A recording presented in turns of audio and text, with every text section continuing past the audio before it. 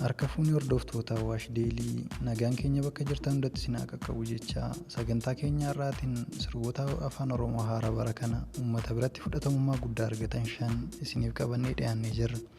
Hanga dhuma sagantaa keenyaatti nu waliin turaa jecha qophiileen keenya akka dafanii isin bira ga'aniif chaanalii keenya subscribe share gochuun dagatinaa.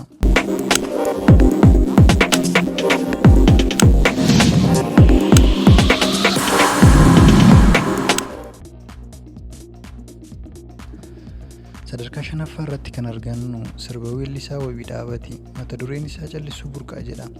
Egaa sirbi kun sirba baay'ee bareedaa walaloo fi yeedaloon isaa hedduu nama hawwatudha.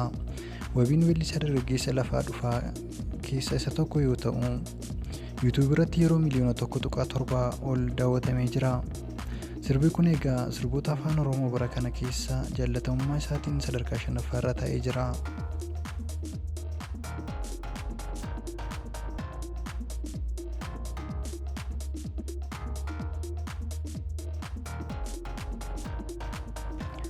Sadarkaa arfaffaa irratti kan argannu sirba weellisaa Sinnashama Mul'ataati goota koo jedha sirbichi. Fudhatamummaa guddaa argatee jira. Sirbi kun badhaasa Addis Muuziqaa Awaard irratti kaadhimamee jira. Asumaan sagalee keessan akka kennitaniif isiniin jecha YouTube irratti yeroo miliyoona 1.6 ol daawwatamee jira.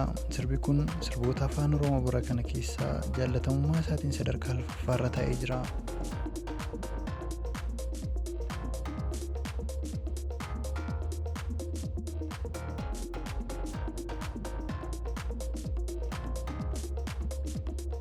Sadarkaa sadaffaa irratti kan argannu sirba weellisaa Tafarii mata dureen isaa galma dhugaa jedhudha.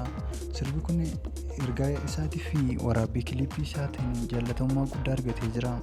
YouTube irratti yeroo miliyoona 1.9 ol daawwatamee jira. Sirboota afaan Oromoo bara kana keessa jaallatamummaa isaatiin sadarkaa sadaffaa qabatee jira.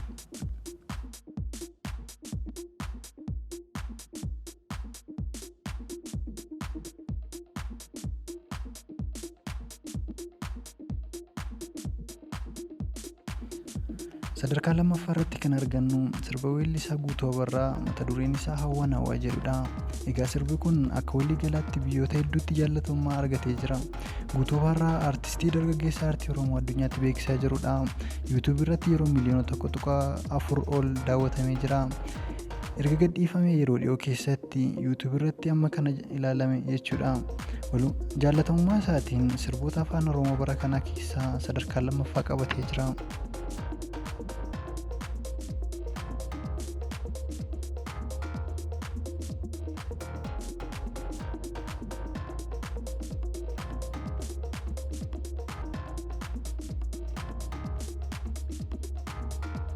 Sadarkaa tokkoffaa irratti kan argannu sirba weellisaa keekiyyaa Badhaadhaati mata dureen sirbichaa Birraa jedha. Sirbi kun uummata Oromoo biratti jaallatamummaa guddaa argatee jira. Walaloo fi yeedaloo bareedaan kan qindaa'edha. YouTube irratti yeroo miliyoona 3.7 ol daawwatamee jira. Sirboota afaan Oromoo bara kanaa keessa jaallatamummaa isaatiin sadarkaa jalqabaa qabatee jira.